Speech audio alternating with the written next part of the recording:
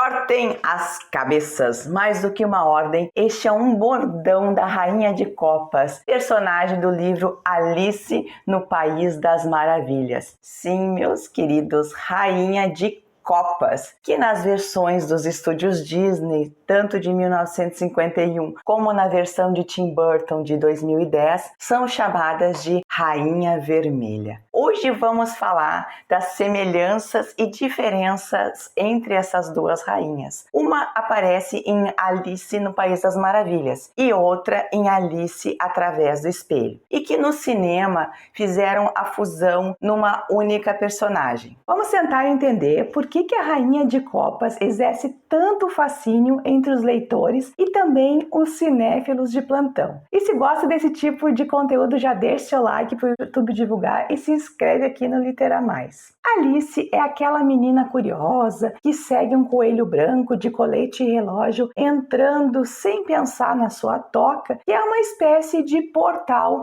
para um mundo cheio de animais antropomórficos e que segue uma lógica diferente.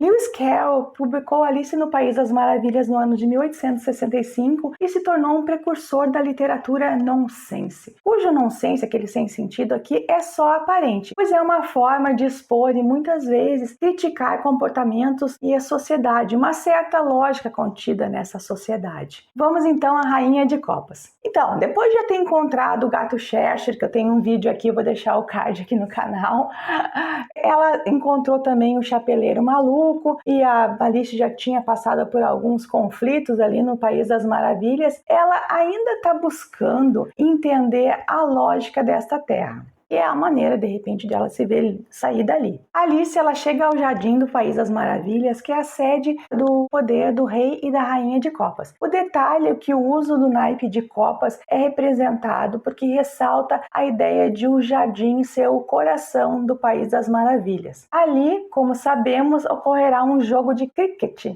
um jogo bem inglês, em que os bastões serão flamingos e as bolas, os ouriços vivos, o que deixa a menina ali totalmente desconfortável. A essa altura, a Alice já tinha encontrado 3 cartas de baralho fazendo o papel de jardineiros: o 2 de espadas, o 5 de espadas e o 7 de espadas, que estavam ali pintando as rosas brancas de vermelho, já que uma certa rainha de copas não iria gostar nada se ela soubesse da confusão que eles fizeram, que eles plantaram ali as rosas brancas, onde era para plantar vermelhas, e as brancas não era a preferência da rainha. Então, eles já foram ali para dar uma disfarçada. E fazendo uma pesquisa na simbologia das cartas aqui, o 2 de espadas, ele representa a dualidade na escolha entre 2 caminhos, a indecisão e uma situação de impasse, onde a pessoa é forçada a tomar uma decisão. Já o 5 e o 7 de espadas, eles significam trapaça, enganação, ilusões, conflito e tirar vantagens indevidas dos outros, em que tem um vencedor, mas é por meios não lícitos.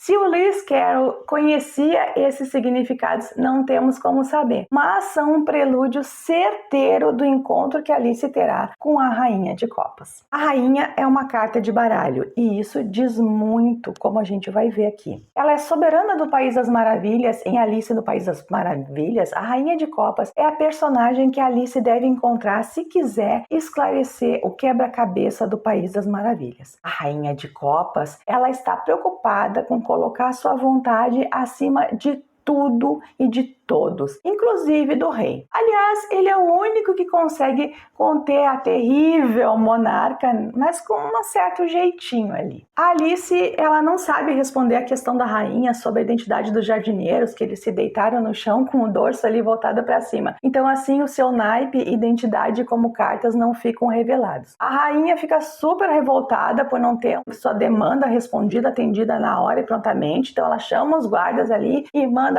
cortar a cabeça de Alice. O rei argumenta que Alice é apenas uma criança e livra a menina da sentença ali cruel da rainha, dessa vez. E aqui estão as chaves para entender a Rainha de Copas. Ela é a monarca que sentencia cortar a cabeça. É uma rainha impulsiva, egocêntrica e tirânica. Já a Rainha Vermelha é a personagem do livro Alice através do espelho. Ela não é uma rainha de baralho, ela é uma rainha do jogo de xadrez. E por sua vez, apesar de ela ser irritadiça e capaz de respostas rápidas, como a Rainha de Copas, a Rainha Vermelha, diferentemente da outra soberana, ela age de forma fria e racional. Claro, dentro da lógica do País das Maravilhas. Em jogos de baralho, a componente sorte pode passar acima da estratégia, o que é mais difícil no jogo de xadrez. Daí uma razão para justificar o comportamento distinto dessas rainhas. A Rainha de Copas certamente blefa bastante, mesmo que inconscientemente. O cinema, talvez para simplificar um pouco, condensou as duas rainhas chamando de Rainha Vermelha. Na primeira versão da Disney, a rainha é corpulenta e com a cabeça e a coroa bem pequenininhas. Na segunda, que é magistralmente interpretada pela Helena Bonham Carter, ela tem um corpo minúsculo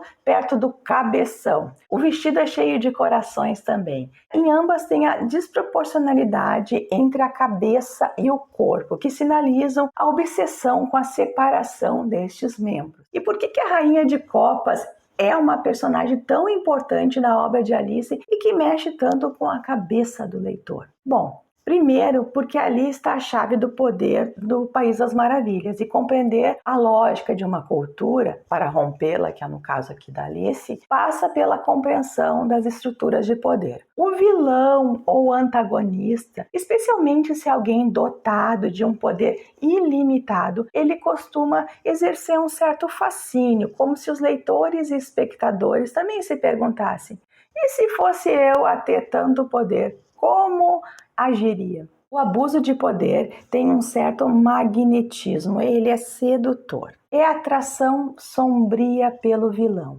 Quem jamais pensou em simplesmente eliminar o outro para acabar com a sua dor?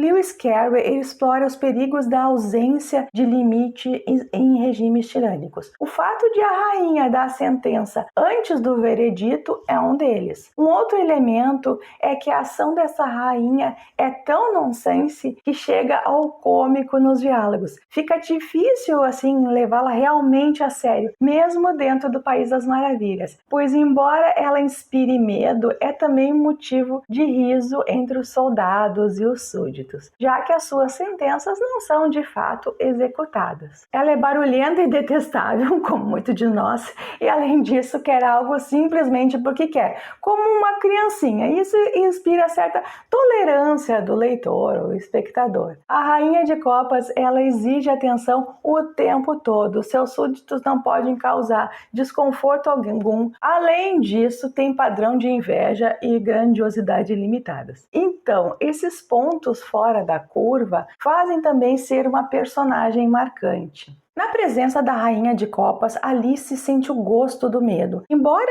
entenda que a rainha é uma carta de baralho e que precisa confrontá-la. Aí está outra questão. Um objeto inanimado, a carta de baralho, tem o domínio sobre os seres animados do País das Maravilhas. Assim, Alice começa a se dar conta de que a rainha é representativa de um reino desprovido de substância. Dessa forma, a menina vai despertando.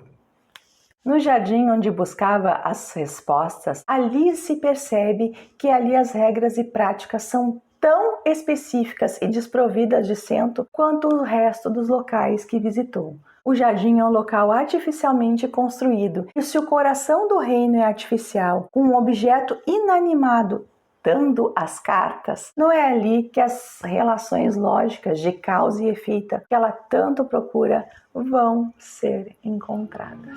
Se gostou, comenta aqui o que acha dessa rainha, acompanha a Litera Mais. Um beijo e até o próximo vídeo.